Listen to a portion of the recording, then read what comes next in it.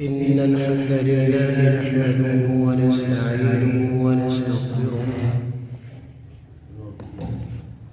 ونعوذ بالله من شرور أنفسنا ومن سيئات أعمالنا. من يهده الله فلا مضل له ومن يضلل فلا هادي له. أشهد أن لا إله إلا الله وحده لا شريك له، وأشهد أن محمدًا عبده ورسوله. اللهم صل على محمد وعلى آل محمد كما صليت على إبراهيم وعلى آل إبراهيم إنك حميد مجيد.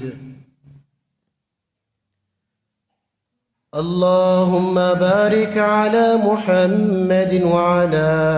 آل محمد كما باركت على إبراهيم وعلى آل إبراهيم إنك حميد مجيد. أما بعد، فإن خير الحديث كتاب الله، وخير الهدي هدي محمد صلى الله عليه وسلم، وشر الأمور محدثاتها، وكل محدثة بدعة، وكل بدعة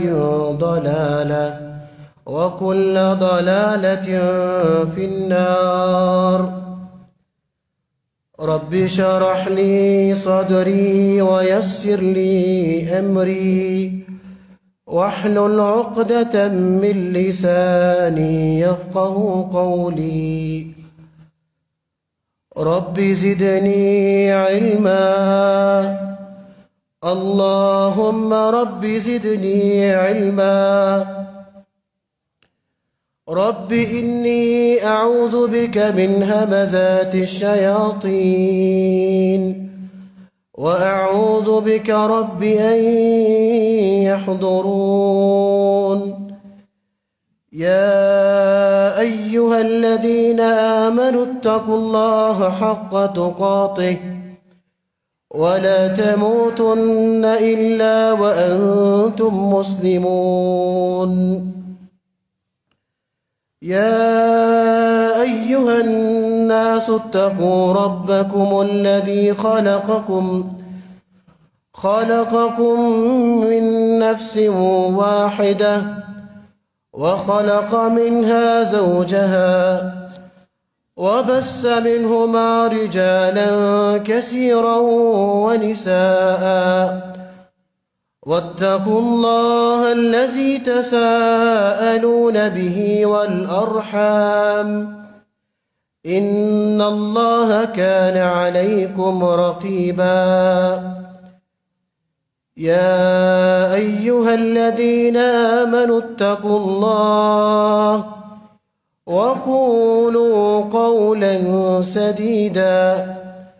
يصلح لكم أعمالكم ويغفر لكم ذنوبكم، ومن يطع الله ورسوله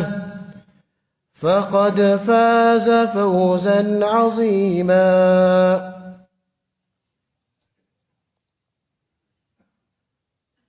ہر قسم کی حمد و ثنا، تعریفات، تقدیسات، تحمیدات اللہ رب العزت کے لیے ہیں۔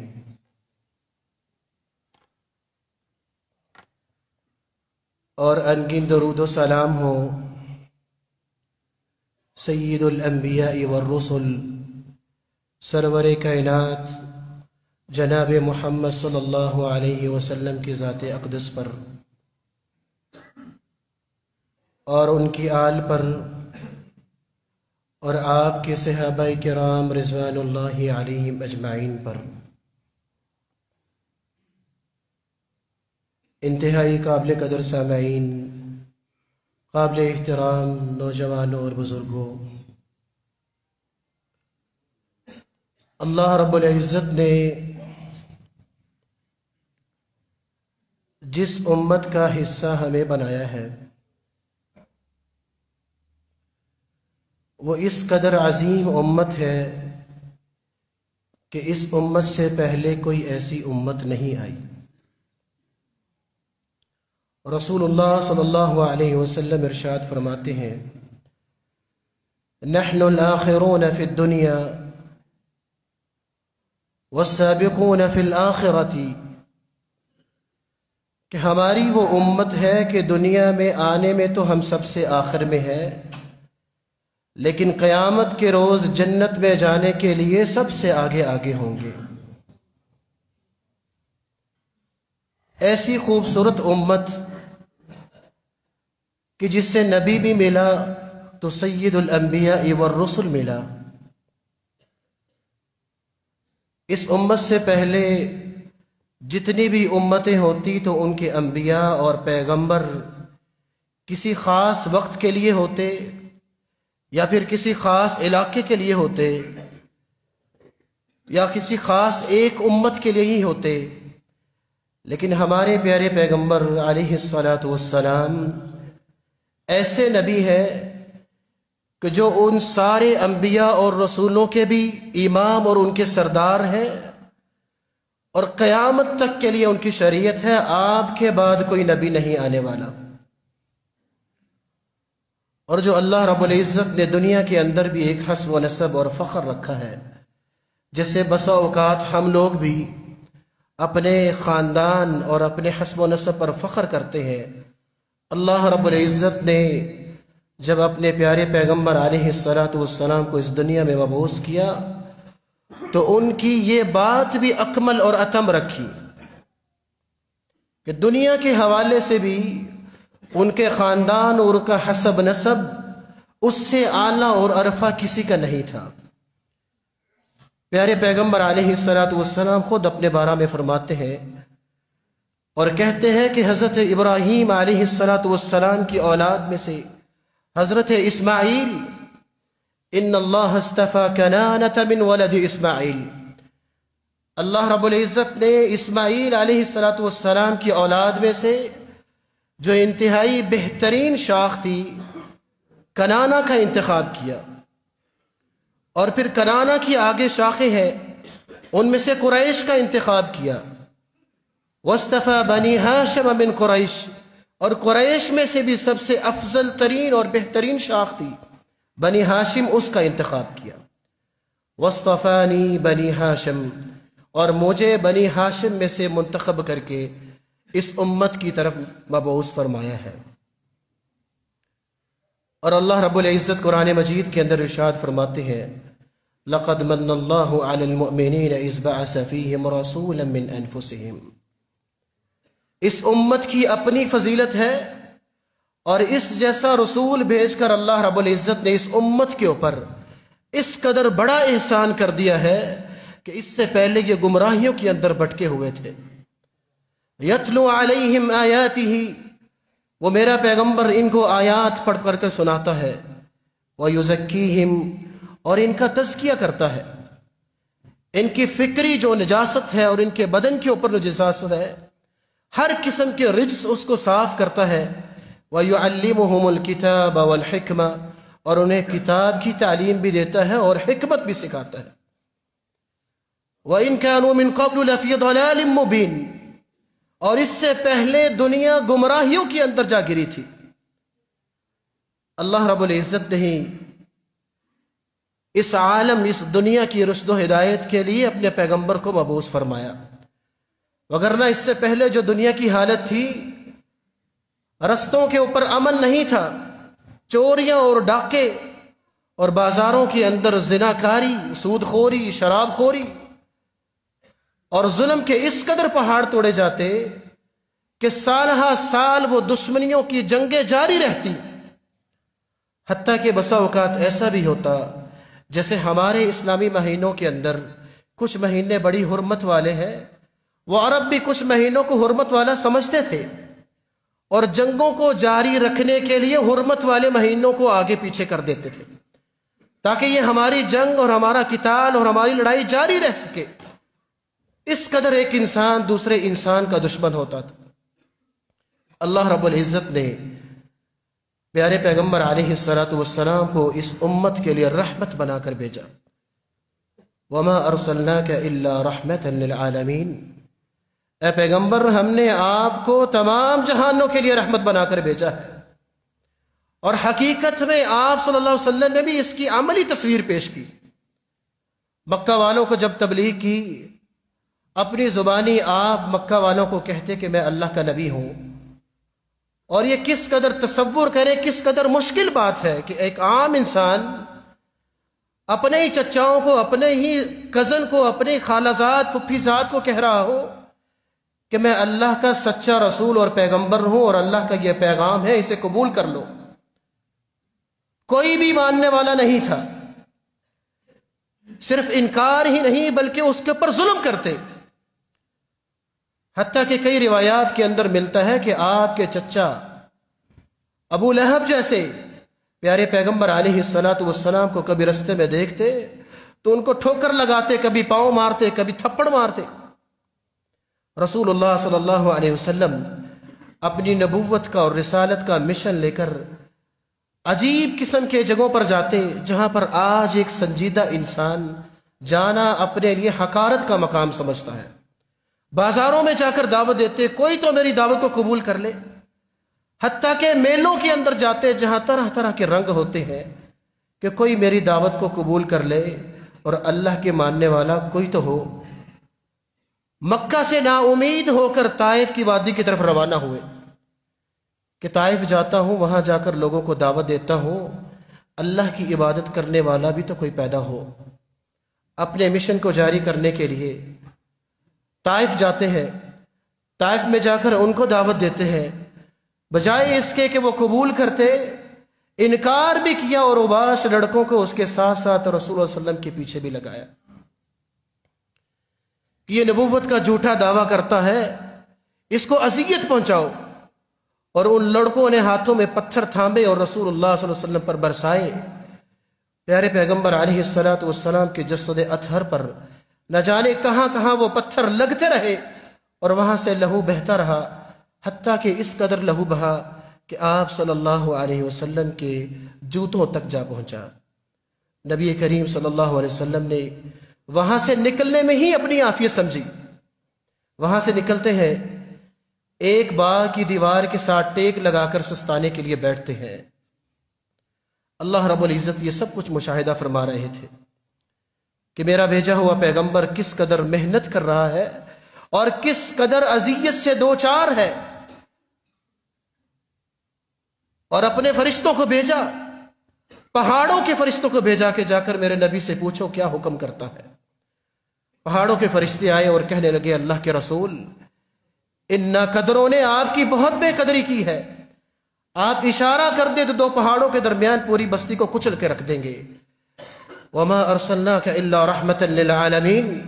وہ رحمت کا اور شفقت کا ایک عملی تصویر اور مجسمہ تھے۔ کہنے لگے ارجو من اللہ ان یخرج من اسلابہم من یعبد اللہ،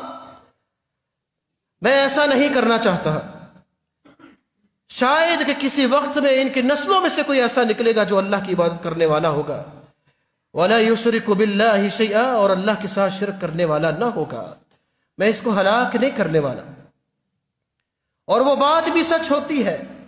وہ مکہ جہاں سے مایوسی ہوئی، وہ طائف جہاں سے مایوسی ہوئی، حضرت خالد بن ولید جیسے شہ سوار بھی نکلے جنہوں نے اس قدر دین کا کام کیا ہے کہ ان کی مثال آج تک نہیں ملتی۔ پیارے پیغمبر علیہ السلام لوگوں سے کہتے ہیں یا ایھا الناس انما انا رحمت مہدات، اے لوگوں، میں آپ کے لیے اللہ کی طرف سے تحفہ بن کر ایک شفقت اور رحمت بن کے آیا ہوں۔ ایک رحمت آپ کے لیے اللہ کی طرف سے تحفہ ہوں، اور اپنی امت کی فکر لاحق ہوتی کہ میری امت کے لیے کوئی تکلیف دہ چیز نہ ہو، میری امت پر جو گراں گزرتی اللہ رب العزت سے دعائیں کر کے منت سماجت کر کے اس چیز کو معاف کروا لیتے۔ اور اس کی بہت ساری مثالیں موجود ہیں۔ پیارے پیغمبر علیہ السلام کو جب مکہ اور طائف سے مایوسی ہوئی، اللہ رب العزت نے ان کی حوصلہ افزائی کے لیے کہ یہ دنیا والے تو بڑے ناقدرے نکلے، اے پیغمبر ذرا ہماری طرف آئیے، ساتوں آسمان پر بیٹھے بڑے بڑے فرشتے اور انبیاء آپ کی سرداری کو قبول کرتے ہیں اور آپ کا استقبال کرتے ہیں۔ اسراء اور معراج کروایا، اللہ رب العزت کے پاس گئے، اللہ نے نماز کا ایک تحفہ دیا۔ واپس آتے ہیں تو حضرت موسیٰ علیہ السلام نے سوال کیا، اللہ رب العزت نے آپ کو کیا دیا ہے؟ فرماتے ہیں اللہ رب العزت نے مجھے 50 نمازیں میری امت پر فرض کی ہیں۔ کہنے لگے ارجع الی ربک فاسألہ التخفیف، اللہ کے پاس واپس جائیے اور ان سے کہیے کہ اس کے اندر کمی کر دیں۔ فإن امتی لا یطیقون ذلک، کہ میری امت 50 نمازوں کی طاقت نہیں رکھتی۔ اور پھر کہنے لگے انی خبرت امتی، میں نے اپنی امت کا بھی اس کے اندر امتحان لیا تھا، میں نے دیکھا ہے وہ ناکام رہے، وہ فرائض کے اندر کوتاہی کرتے ہیں، 50 نمازیں نہیں پڑھ سکتی تمہاری امت، واپس جائیے۔ رسول اللہ صلی اللہ علیہ وسلم واپس جاتے ہیں اور 3 مرتبہ جاتے ہیں اپنی امت کے لیے کہ میری امت پر گراں نہ گزرے، حتیٰ کہ وہ 5 نمازیں رہ گئی۔ اس قدر شفقت والے، اس قدر رحمت بر کے اس امت کے لیے آئے۔ اور پیارے پیغمبر علیہ السلام ایک بار ایسے ہی رمضان مبارک کی جو گھڑیاں کس قدر بابرکت ہوتی ہیں، ہر ایک انسان کے دل کے اندر ایمان جوش مار رہا ہوتا ہے۔ پھر وہ صحابہ کرام تھے، صحابہ کرام ہو، رمضان مبارک کا مہینہ ہو اور امام بھی ملے جو امام الانبیاء والرسل ہو، تو وہ تراویح جماعت کے ساتھ نہ پڑھیں گے؟ نبی کریم صلی اللہ علیہ وسلم نے نماز تراویح جماعت کے ساتھ پڑھائی، پہلے دن پڑھائی، دوسرے دن پڑھائی، تیسرے دن پڑھائی،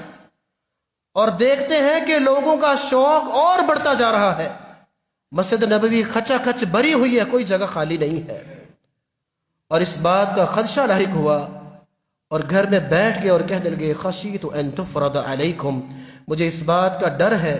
کہ کہیں آپ کے شوق کی وجہ سے اللہ رب العزت اس کو بھی فرض نہ کر دے۔ اس قدر اپنی امت کا خیال کرنے والے۔ فرماتے ہیں لولا ان اشک علی امتی لامرتهم بالسواک عند کل صلاۃ، اگر میری امت کے لیے گراں نہ گزرتا تو میں ہر نماز کے ساتھ ان کو مسواک کرنے کا حکم دے دیتا، لیکن میری امت کے لیے اس میں مشقت ہو سکتی ہے، میں اس کو آپ کے اوپر فرض نہیں کر سکتا۔ کس قدر شفقت والے، کس قدر وہ رحمت بن کر آئے۔ اللہ رب العزت قرآن مجید کے اندر بھی ارشاد فرماتے ہیں کہ ایسا نبی میں نے تم لوگوں کو دیا ہے، حریص علیکم عزیز علیہ ما عنتم، جو چیز آپ لوگوں کو مشکل لگتی ہے، آپ کے لیے گراں گزرتی ہے، وہ اس کے اوپر بڑی گراں گزرتی ہے۔ حریص علیکم، اور آپ کے لیے وہ بہت لالچ رکھتے ہیں کہ ایسی چیز اپنی امت کو دے جاؤں کہ یہ نجات پا جائے۔ بالمؤمنین رؤوف الرحیم، اور مؤمنین کے لیے اس قدر نرم دل ہے، اس کی بہت ساری مثالیں موجود ہیں۔ پیارے پیغمبر علیہ السلام ارشاد فرماتے ہیں انی لاقوم فی الصلاة وارید ان اطیلها، میں نماز پڑھا رہا ہوتا ہوں، میرے پیچھے صحابہ کرام بھی موجود ہوتے ہیں، میرے پیچھے میری امت کی صحابیات بھی ہوتی ہیں، اور میرا دل کر رہا ہوتا ہے کہ اللہ رب العزت سے راز و نیاز کی باتوں کو طول دیتا جاؤں اور نماز پڑھاتا جاؤں، اس کو لمبا کرتا جاؤں۔ فَأَسْمَعُ بُكَاءَ الصَّبِيِّ، پھر میں ایک جانب سے بچے کی روتے ہوئی آواز سنتا ہوں۔ فَأَتَجَوَّزُ فِي صَلَاتِي، میں اپنی نماز کو سمیٹنے کی کوشش کرتا ہوں، جلدی سے ختم کرنے کی کوشش کرتا ہوں اور مختصر کر کے ختم کر دیتا ہوں۔ مَا أَعْلَمُ مِنْ وَجْدِ أُمِّهِ مِنْ بُكَاءِ صَبِيِّهِ، کیونکہ میں جانتا ہوں کہ وہ ماں جو میرے پیچھے نماز پڑھ رہی ہے، اپنے بچے کے رونے کی آواز سن کر اس کے دل کے اوپر کیا گزر رہی ہوگی۔ اس قدر شفیق، اس قدر رحم دل، پیارے پیغمبر علیہ الصلوۃ والسلام جس قدر امت کے ساتھ مخلص اور رحم دل شفیق تھے اور رحمت بن کر آئے تھے، اور شریعت نے ہم سے بھی ویسا ہی تقاضا کیا ہے کہ ہماری بھی نبی کریم صلی اللہ علیہ وسلم سے ایسی ہی محبت ہو کہ آپ سے بڑھ کر دنیا کی کوئی چیز ہمارے سامنے نہیں ہونی چاہیے۔ پیارے پیغمبر علیہ الصلوۃ والسلام ایک بار کھڑے ہیں اور صحابہ بیان کرتے ہیں کنا مع النبی صلی اللہ علیہ وسلم، کہ ہم نبی کریم صلی اللہ علیہ وسلم کے ساتھ تھے، وہو آخذ بید عمر، آپ نے حضرت عمر رضی اللہ کا ہاتھ پکڑا ہوا ہے، اور حضرت عمر کہنے لگے یا رسول اللہ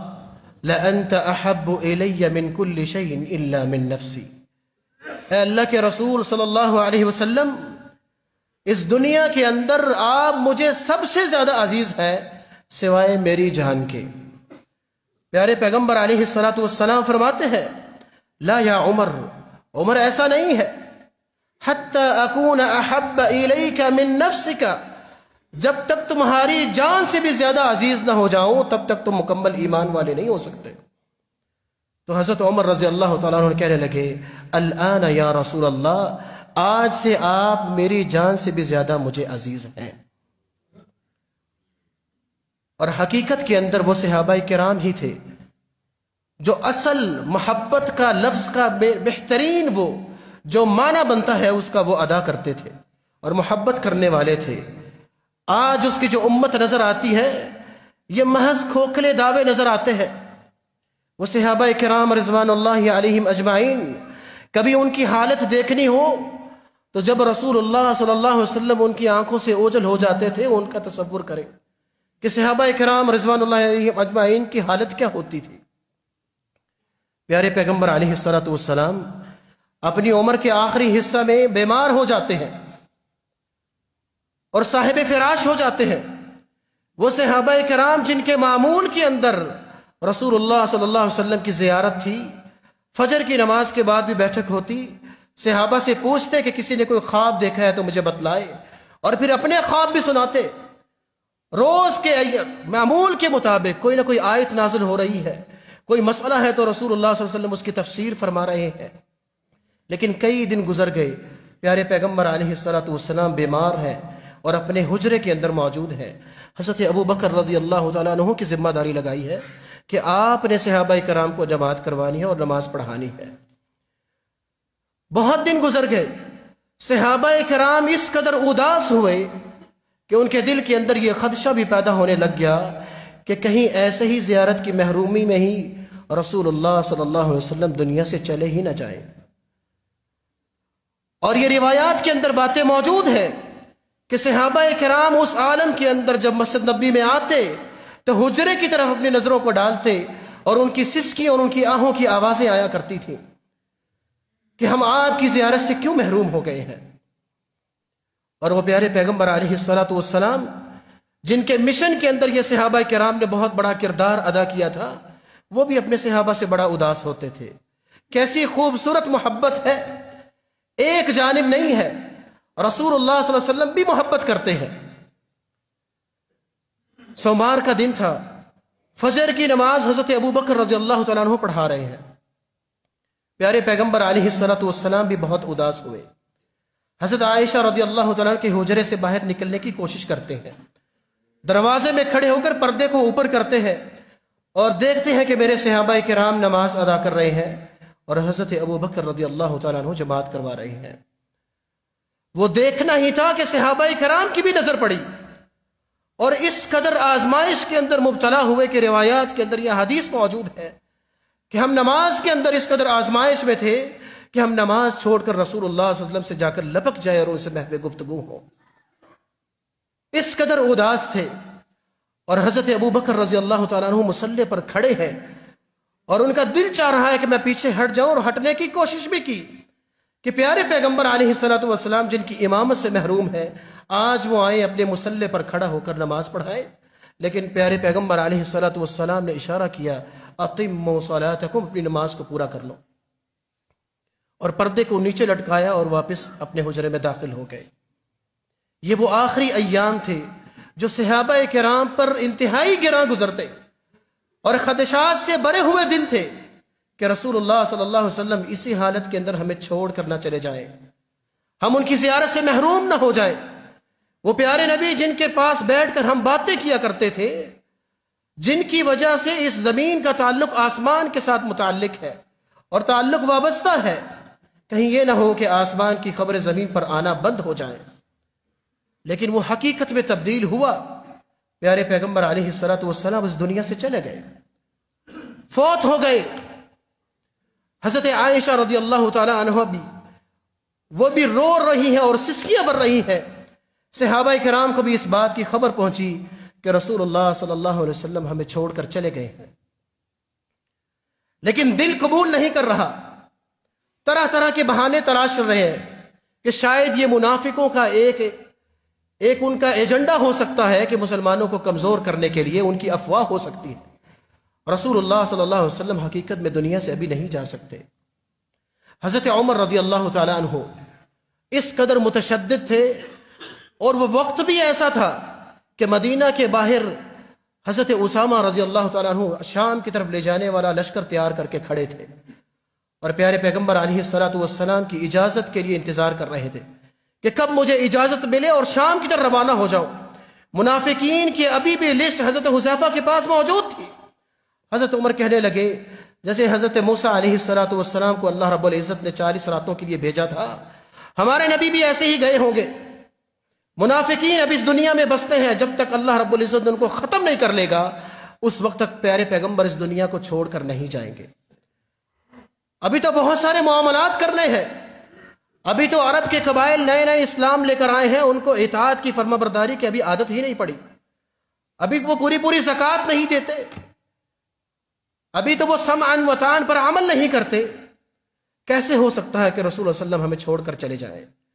اور میان سے اپنی تلوار کو نکالا اور ہوا کے اندر لہراتے گھوم رہے ہیں کہ جس نے کہا کہ رسول اللہ صلی اللہ علیہ وسلم فوت ہو گئے ہیں، اس کی گردن اس کے تن سے جدا کر دوں گا۔ باقاعدہ حضرت عمر رضی اللہ تعالیٰ عنہ حضرت مغیرہ رضی اللہ تعالیٰ کو ساتھ لے کر اجازت لے کر آپ کے حجرے میں گئے، اور جا کر دیکھا کہ پیارے پیغمبر علیہ الصلوۃ والسلام فوت ہوئے ہیں، حقیقت میں فوت ہوئے ہیں، لیکن پھر بھی یقین نہیں کر رہے۔ کہنے لگے واہ غشیا ما اشد غشی رسول اللہ، یہ کس قدر پیارے پیغمبر علیہ الصلوۃ والسلام بے ہوش ہو چکے، اس قدر گہری بے ہوشی، یقین نہیں کر رہے۔ اور اس حقیقت کے باوجود کسی کی زبان پر یہ لفظ نہیں آ رہے کہ رسول اللہ صلی اللہ علیہ وسلم فوت ہو چکے ہیں۔ حضرت ابو بکر رضی اللہ تعالی عنہ خود آئے، سارے صحابہ ڈھونڈ رہے ہیں این صاحب رسول اللہ،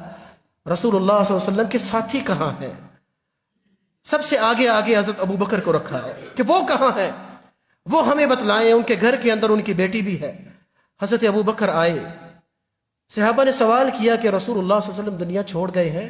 کوئی جواب نہیں دیا۔ آپ کے حجرہ میں گئے اور جا کر چادر ہٹائی اور دیکھا کہ رسول اللہ صلی اللہ علیہ وسلم اپنے خالق حقیقی سے جا ملے ہیں۔ ان کے پیشانی پر بوسہ دیا، پھر اوپر اٹھے، پھر بوسہ دیا، 3 بار بوسہ دیا، اور خاموشی سے وہاں سے نکلتے ہیں اور جا کر لوگوں کے درمیان میں اعلان کرتے ہیں وَمَا مُحَمَّدٌ إِلَّا رَسُولٌ قَدْ خَلَتْ مِن قَبْلِهِ الرُّسُلُ أَفَإِن مَّاتَ أَوْ قُتِلَ انقلبتم عَلَىٰ أَعْقَابِكُمْ۔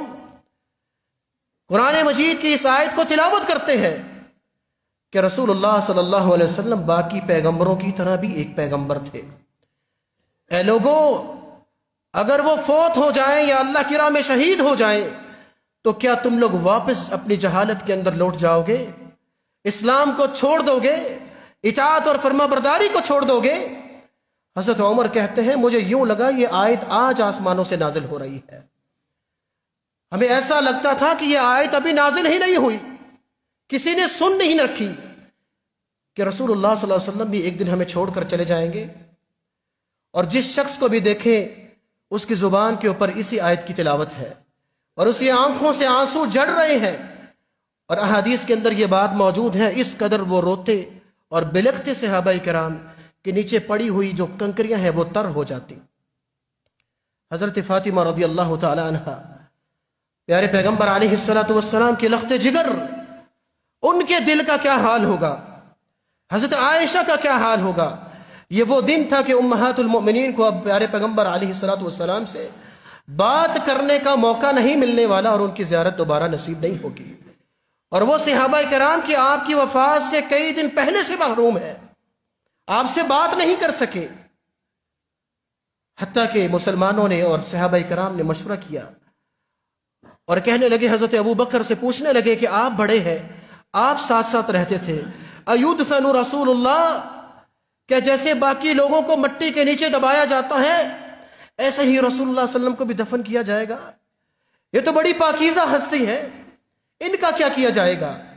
تو حضرت ابو بکر نے کہا، جی ہاں ایسا ہی کیا جائے گا، ان کو بھی دفن کیا جائے گا، اور اسی جگہ پر کیا جائے گا جہاں پر انبیاء فوت ہوتے ہیں، وہی وہ ان کی قبر بنتی ہے۔ اور پھر لحد کو تیار کرنا شروع کیا، اور وہ ایسے صحابہ کرام تھے جو مسجد نبوی کے اندر موجود تھے، اور حجرے کے اندر کچھ لوگ موجود تھے جو ان کی قبر تیار کر رہے تھے، اور صحابہ کرام کے دلوں کے تاثرات اور ان کے احساسات اور جذبات کچھ ایسے تھے کہ پیارے پیغمبر علیہ الصلوۃ والسلام کی اس رات جب سناٹا چھایا ہوا تھا، زمین کے اوپر جب بیلچے اور چلنے اور خرچنے کی آواز آتی تھی، زمین کے اوپر گڑھا کھودنے کی آواز آتی تھی، وہ بیلچہ زمین پر نہیں لگتا تھا، ہمارے دلوں کو چیرتا تھا، ہمارے دلوں کو شک کرتا تھا کہ آج رسول اللہ صلی اللہ علیہ وسلم کو ہم سے دور کیا جا رہا ہے اور زمین میں دفن کیا جا رہا ہے۔ حضرت انس رضی اللہ تعالیٰ عنہ جو چھوٹے سے تھے اور پیارے پیغمبر علیہ الصلوۃ والسلام کی خدمت میں ان کی والدہ چھوڑ کر گئی تھی، اور آج جب وہ دفنانے کے بعد وہاں سے واپس لوٹ رہے تھے، حضرت فاطمہ رضی اللہ تعالیٰ عنہ کے گھر سے گزرے اور حضرت فاطمہ کہنے لگی، یا انس، اے انس، کیف طابت نفوسکم ان تحصوا التراب علی وجہ رسول اللہ، اے انس تمہارے دل کیسے آمادہ ہو گئے، اپنے کن ہاتھوں کے ساتھ مٹی ڈال کر آئے ہو؟ تمہارے ہاتھوں میں طاقت کہاں سے آ گئی تھی؟ تمہارے دلوں کے اندر جرت کہاں سے آ گئی تھی؟ کس دل کے ساتھ مٹی اٹھا کر رسول اللہ صلی اللہ علیہ وسلم کے جسد اطہر پر ڈالتے رہے؟ کس قدر سنگ دل ہو گئے ہو؟ یا ابتا من اجاب ربہ، اے میرے پیارے ابا جان جس نے اپنے رب کے بلاوے کو لبیک کہا، الی جبریل ننعاہ، حضرت فاطمہ کہتی ہے کہ میں جبریل کو بتاؤں گی اب تمہارے آنے کی کوئی ضرورت نہیں ہے، جس کے لیے تم آتے تھے وہ دنیا سے جا چکے ہیں۔ آج کا وہ دن تھا کہ مدینہ پورا تاریک ہو گیا۔ حضرت عثمان غنی رضی اللہ تعالیٰ عنہ جیسے بڑے بڑے تاجر موجود تھے جن کی آج کی دنیا میں مثال نہیں ملتی، اس قدر بڑے بڑے محلات بھی موجود تھے جو چراغاں ہوتے تھے، لیکن اس رات رسول اللہ صلی اللہ علیہ وسلم کی وفات کی وجہ سے وہ ایسا منظر پیش کر رہے تھے، یہاں پر کوئی بستی نہیں، کوئی صحرا ہی ہے، کوئی صحرا ہی ہے۔ حضرت مغیرہ بن شعبہ رضی اللہ تعالیٰ عنہ وہ کہتے ہیں، میری بڑی خوش قسمتی ہے کہ مجھے صحابہ کرام نے کہا کہ رسول اللہ صلی اللہ علیہ وسلم کی قبر میں پاؤں کی جانب کچھ مٹی ٹھیک کرنے والی ہے، تو مجھے موقع ملا، اور میں جب اندر داخل ہوا مٹی کو ٹھیک کرنے کے لیے، رسول اللہ صلی اللہ علیہ وسلم کے قدم مبارک کے پاس کھڑا تھا، میرا باہر نکلنے کو دل نہیں کیا، میرا باہر نکلنے کو دل ہی نہیں کیا، تھوڑی سی مٹی ٹھیک کرنی تھی، میں ان سے کہتا رہا، احیلوا علی التراب، مٹی میری طرف آگے کرتے رہو، آگے کرتے رہو۔ مجھے اس بات کا خیال نہیں رہا کہ مٹی اتنی زیادہ ہو چکی ہے جس کی ضرورت نہیں ہے، لیکن میرا وہاں سے نکلنے کو دل نہیں کر رہا تھا، حتیٰ کہ میری پنڈلی، آدھی پنڈلیاں میری زمین کے اندر دب گئی، اور پھر میں نے ان سے کہا کہ بس کر دیجئے اور مٹی نہیں چاہیے۔ اور آپ کو دفنانے کے بعد وہ ذکر کرتے ہیں کہ میں وہ خوش نصیب آدمی ہوں جو رسول اللہ صلی اللہ علیہ وسلم کے آخر تک میں رہا ہوں، کس قدر میری یہ خوش قسمتی ہے۔ پیارے پیغمبر علیہ الصلوۃ والسلام کے ساتھ ہماری محبت کیسی ہے؟ وہ صحابہ کرام تھے جو ان پر مرتے تھے، لیکن آج ہماری محبت کیسی ہے ان کے ساتھ؟ وہ صحابہ کرام جب رسول اللہ صلی اللہ علیہ وسلم اس دنیا سے چلے گئے تو ایسی سنتیں جن پر وہ عمل کرتے تھے اس کی بجائے ایسی سنتیں انہوں نے بنا رکھی تھی کہ رسول اللہ صلی اللہ علیہ وسلم جس گھاٹی سے تھوڑا تیز چلے تھے، آج اگر وہاں گھاٹی موجود بھی نہیں ہے تو عبداللہ بن مسعود رضی اللہ تعالیٰ عنہ اپنے نبی صلی اللہ علیہ وسلم کی پیار میں اور محبت میں وہاں تیز دوڑ کر چلتے ہیں کہ میرے پیغمبر یہاں سے تیز چلے تھے، آج میں نے ان کی یاد کے اندر تیز چلنا ہے۔ جس جھاڑی کی وجہ سے رسول اللہ صلی اللہ علیہ وسلم کسی جگہ سے جھک کر چلے تھے، صحابہ کرام آج انہیں یاد کرتے ہوئے وہاں سے جھک کر چلتے ہیں۔ وہاں سے جھک کر چلتے ہیں۔ ام الفضل رضی اللہ تعالی عنہ حضرت عبداللہ بن عباس رضی اللہ تعالیٰ عنہ کی والدہ ہے، جب بھی اپنے بیٹے کو دیکھتی ہے کہ سورۃ المرسلات کی تلاوت کرتی ہے، وہ تلاوت سنتے سنتے دھاڑے مار کر رونا شروع کر دیتی۔ عبداللہ بن عباس کہتے ہیں میری والدہ، میری ماں کیوں رونے لگ گئی ہے؟ کہنے لگی انہو آخر سورۃ ما سمعنا من رسول اللہ فی صلاۃ المغرب، یہی وہ آخری سورت تھی اور آخری بات رسول اللہ صلی اللہ علیہ وسلم کی زبان اطہر سے تلاوت سنی تھی، اس کے بعد نصیب نہیں ہوئی۔ یہ سورۃ المرسلات تھی جو مغرب کی نماز میں انہوں نے پڑھی تھی، اور وہ ان کی آخری نماز تھی، اس کے بعد ہمیں تلاوت سننا نصیب نہیں ہوا۔ پیارے پیغمبر علیہ الصلوۃ والسلام نے اپنے اس مرض کے اندر جس میں وہ فوت ہوئے ہیں، انتہائی قیمتی لمحات تھے، اور اپنے کچھ صحابہ کو اکٹھا کیا اور کہنے لگے کہ میرے پیارے صحابہ، لا تطرونی کما اطرت النصارى فی عیسی ابن مریم، ایک نصیحت پلے باندھ دو، مجھ سے پہلے جتنے انبیاء آئے ہیں ان کی امتوں نے ان کے بارے میں غلو کیا ہے، ان کو اللہ کے ساتھ ملانے کی کوشش کی ہے، لیکن میری ذات کے اندر غلو نہ کرنا۔ میں اللہ کا ایک بھیجا ہوا پیغمبر ہوں، اور اللہ کا ایک رسول اور نبی ہوں، اور اللہ کا بندہ ہوں۔ میرے پاس اللہ کے اختیارات میں سے کوئی اختیار نہیں ہے۔ اور یہودیوں اور عیسائیوں نے واقعتاً اپنے انبیاء کو ان کے مقام اور مرتبہ کو بلند کرنے کے لیے اللہ رب العزت کے اختیارات بھی ان کے اندر شامل کیے ہیں۔ اور قرآن مجید کے اندر اللہ رب العزت ارشاد فرماتے ہیں وقالت الیہود عزیر ابن اللہ، یہودیوں نے کہا کہ ہمارا پیغمبر اللہ کا بیٹا ہے عزیر علیہ السلام۔ وقالت النصارى المسیح ابن اللہ، اور عیسائی بھی کہنے لگے کہ ہمارا پیغمبر اللہ کا بیٹا ہے۔ لقد جئتم شیئا ادا، اے یہودیوں اور عیسائیوں، اس قدر گھٹیا اور سنگین بات تم نے کی ہے۔ تکاد السماوات یتفطرن، اس قدر سنگین ہے کہ آسمان پھٹ کر گر جائے، وتنشق الارض، اور زمین شق ہو جائے، وتخر الجبال ہدا، یہ بڑے بڑے دو ہیکل مضبوط پہاڑ جو ہے اس بات کی سنگینی کی وجہ سے ریزہ ریزہ ہو جائے کہ اللہ رب العزت نے اپنی اولاد بنا رکھی ہے۔ یہ تم لوگوں کو عارضہ ہے، تم لوگوں کی ایک کمی ہے، تم لوگوں کو ضرورت ہے دنیا کے اندر کہ تمہارا بازو بنے گی، تمہاری اولاد بڑھاپے کے اندر تمہیں تعاون پیش کرے گی، لیکن اللہ رب العزت اس کائنات کا بادشاہ ہے، اسے اولاد کی کوئی ضرورت نہیں ہے، نہ تو اس کی کوئی بیوی ہے اور نہ ہی اس کی کوئی اولاد ہے۔ اور پیارے پیغمبر علیہ الصلوۃ والسلام نے دوسری نصیحت کی، لعنت اللہ علی الیہود اتخذوا قبور انبیائہم مساجد، یہودیوں پر اللہ کی لعنت ہو، ان لوگوں نے اپنی انبیاء کی قبروں کو مسجدیں بنایا ہے، مسجدیں بنائی ہیں، لیکن میری قبر کے اوپر مسجد نہ بنانا۔ یہ وہ نصیحتیں تھی جو اپنی امت کو کر کے گئے، آج ہم اس کے اوپر عمل کرتے ہوئے نظر نہیں آتے۔ حضرت ام حبیبہ اور ام سلمہ رضی اللہ تعالی عنہما جب ہجرت کر کے حبشہ کی طرف گئے، حبشہ سے واپس آئیں اور آپ کی ازواج میں سے ہے، رسول اللہ صلی اللہ علیہ وسلم سے کہنے لگیں پیارے پیغمبر علیہ الصلوۃ والسلام، ہم جب حبشہ میں گئے تھے وہاں ایک کنیسہ دیکھا تھا، اس کنیسہ کے اندر ایک قبر تھی، اس کی دیواروں کے اوپر تصاویر لگی ہوئی تھی۔ پیارے پیغمبر علیہ الصلوۃ والسلام کہنے لگے اولئک اذا مات فیہم الرجل الصالح، یہ ایسے لوگ ہیں جب ان کا کوئی نیک، کوئی ولی، کوئی اللہ کا بندہ فوت ہوتا ہے، بنوا علی قبرہ مساجد، اس کی قبر کے اوپر مسجد بناتے ہیں، وصوروا فیہ الصور، اور اس کی تصاویر دیواروں کے ساتھ اٹکا دیتے ہیں، اولئک شرار الخلق عند اللہ یوم القیامت، قیامت کے روز اللہ کے نزدیک سب سے بدترین لوگ یہی ہوں گے۔ آج کبھی ہم اپنا جائزہ لیں تو ہمارے بھی اولیاء کی قبروں کے اوپر مساجد بنی ہے، مساجد بنی ہوئی ہے، اور ان کی تصاویر صرف وہاں پر نہیں، ہماری دکانوں اور ہمارے گھروں کے اندر بھی لگی ہے۔ رسول اللہ صلی اللہ علیہ وسلم کی بات ہم کہاں تک مانتے ہیں، ان کی سنتوں پر کہاں تک عمل کرتے ہیں؟ ایک چیز کا ہم اعتراف کرتے ہیں کہ یہ پیارے پیغمبر علیہ الصلوۃ والسلام کی سنت ہے، لیکن اس کی تحقیر بھی کرتے ہیں۔ جب کسی سے کہا جائے کہ یہ پیارے پیغمبر علیہ السلام کی سنت ہے تو وہ کہتا ہے کہ یہ سنت ہی ہے نا، فرض تو نہیں ہے۔ کہاں گئی آپ کی محبت؟ کہاں گئی آپ کی محبت؟ گزشتہ دنوں کے اندر سعودی عرب کے ایک عالم شیخ صالح اللحیدان رحمہ اللہ فوت ہوئے ہیں، اور وہ سعودی عرب کے چیف جسٹس بھی رہے، ان کو کینسر تھا، اور ان کو ڈاکٹرز نے کہا کہ آپ لوگ کیمو تھراپی کروا لیں، اور اس ٹریٹمنٹ کے اندر بال جھڑ جایا کرتے ہیں، وہ کہنے لگے لا احب انک اللہ بدون لحیۃ، میں اللہ سے بغیر داڑھی میں ملاقات نہیں کرنا چاہتا، میں رسول اللہ صلی اللہ علیہ وسلم کی ایک سنت کو پوری زندگی اپنے ساتھ رکھا ہے، آج مرتے وقت میں داڑھی کو اتروا دوں، میں نہیں اتروا سکتا۔ ٹھیک ہے کہ سارا دین اس داڑھی کے اندر نہیں ہے،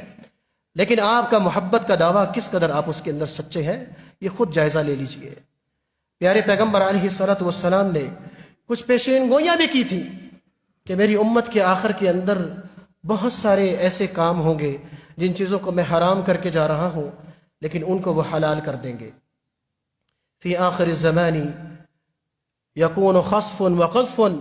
ومسخ، قیامت کے قریب لوگوں کے اوپر 3 قسم کے عذاب آئیں گے، زمین بوس بھی ہوں گے، زمین کے اندر وہ گر جائیں گے، اور ان کی شکلیں بھی مسخ کر دی جائیں گی، اور ان سے آسمان کے اوپر بارش بھی کی جائے گی۔ صحابہ کرام رضوان اللہ علیہم اجمعین نے سوال کیا کہ اللہ کے رسول یہ کیوں ہوگا؟ کہیں ایسا نہ ہو کہ ایسے اعمال کے اندر ہم بھی آ جائیں۔ پیارے پیغمبر علیہ الصلوۃ والسلام نے فرمایا تھا کہ جب آخر دور کے اندر موسیقی کو حلال کیا جائے گا، والقینات، اور رقص کرنے والیوں کو ان کو لایا جائے گا اور اس کا چرچا کیا جائے گا، واستحلت الخمر، اور شراب جسے میں حرام کر کے جا رہا ہوں اسے بھی حلال کیا جائے گا، حکومتی سطح پر اس کو لائسنس جاری کیے جائیں گے اور لوگ بھی اس کو حلال کریں گے اور اس کو پئیں گے۔ اور یہ ناچنے والیوں کو افسوس ہوتا ہے کہ ہمارے اس معاشرے کے اندر ہمارے ہی مسلمان بھائی، سمجھدار بھائی، شیطان کے اس قدر ہتھے چڑھتے ہیں، کسی عام جگہ پر نہیں، رسول اللہ صلی اللہ علیہ وسلم کی ایک سنت کی ادائیگی جس کے اندر انسان پیارے پیغمبر علیہ الصلوۃ والسلام کی سنت کا ایک مان رکھتے ہوئے کہ ہم لوگ بے نسل اور بے خاندان اور ہم لوگ بےہودہ قسم کے لوگ نہیں ہیں، بلکہ خاندانی لوگ ہیں، شادیاں کرتے ہیں اور پاکیزہ رشتوں کے اندر اپنے بندر باندھتے ہیں،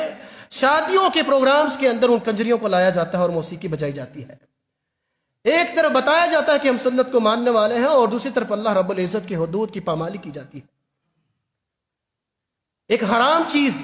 ایسی جگہ پر مسجد کے اندر جیسے موسیقی زیادہ سنگین ہوگی،